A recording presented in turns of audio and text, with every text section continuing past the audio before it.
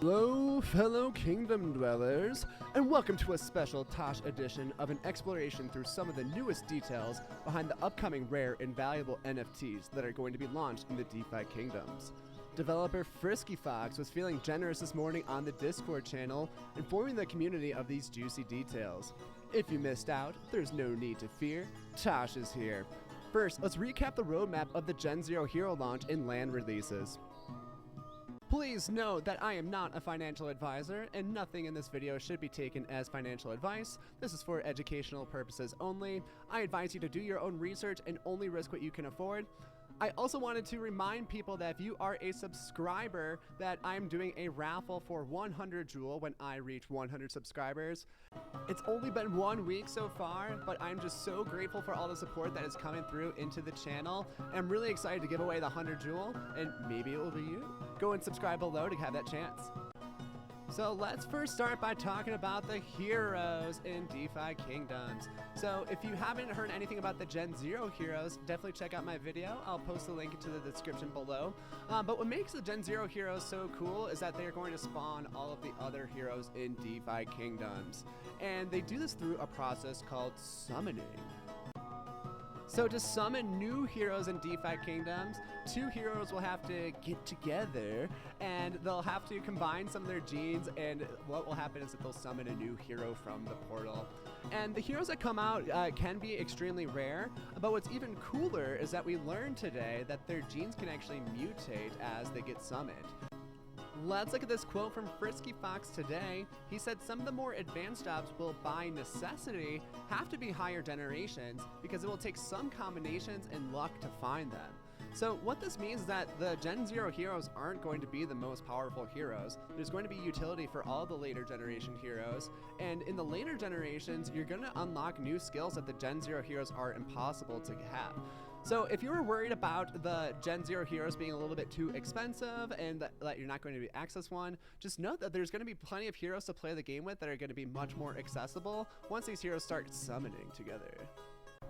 Let's go ahead and take a look at this next quote from Frisky Fox. So he's saying, I think someone was just speculating about that, and this was in regards to there being specific genes for specific skills. There isn't a Gen 5 miner, all heroes can mine, but stats do impact the efficiency, so some people will want to make the most efficient miner, and that could take a few generations. So a couple things about this quote. I know a lot of people have been asking about like, oh, how do I access all the unlocked Jewel? And those details really aren't revealed yet, and don't worry guys, I will keep you posted if you follow the channel about when those details are revealed and what they look like. The next quote I want to talk about with the heroes from Frisky today is that he says Gen Zeros will start out with boosted stats, increased rarity, and will have the cheapest and most efficient summons. So a couple things I want to comment on here is that if you plan on getting into DeFi Kingdoms for the long term, and if you can afford it, I highly recommend you get one of these Gen Zeros because they're going to help you out through the whole career of the game, because you're going to be able to consistently spawn these guys much more easily, the future heroes. And then for the future heroes, we actually can sell them on the marketplace. And if you're like, oh, again, I don't have enough Jewel to participate in the initial sale for the Gen Zeros, don't worry, because the Gen Zeros can actually produce the other generations pretty quickly. That I think that the marketplace is going to get to a pretty reasonable price in just a couple weeks or a few months. Let's see what happens though. Gen Zero heroes are going to be available to mint at the end of this month. There's going to be 2,000 of them. They're going to go fast. The starting price for them is 750 jewels. Some extremely exciting news was dropped on the land for DeFi Kingdoms today. I'm excited to go over that with y'all. But typically in these type of blockchain games, these pay-to-earn games, the land pieces are the most valuable pieces. Just to give you a quick comparison, in Axie Infinity, their land gameplay is not even out yet. Their land I see sell all the time between 4 and 24 Ethereum very consistently every single day. They also had a land plot that sold for 888 Ethereum, and that is evaluated right now at about a 3,500 Ethereum would be $3.1 million. That is insane, guys. That is way more than a real piece of real estate costs, and a very large piece as well. So am I saying DeFi Kingdoms land is going to be worth that much? Probably not. If you're banking on 3 million from one piece of land, I think you're a little delusional right now, but we will see. I mean, the sky is the limit if this community grows. Another really interesting thing about the land mechanics is that with some of the new announcements today is that these are actually going to be accessible to people that aren't whales. So the reason why I think the land is going to be so valuable in this game is that you can actually farm resources from your land. So you can set off here your heroes to actually do things on your land and gain additional resources from your land, and that means your land is producing you passive income, and that's pretty awesome. Everybody loves passive income. In addition, you can also group up with other people and have their heroes farm resources off of your land, and I believe there will be like some transactions where you can like have them get a percentage of that, and then the land owner also gets a percentage of that.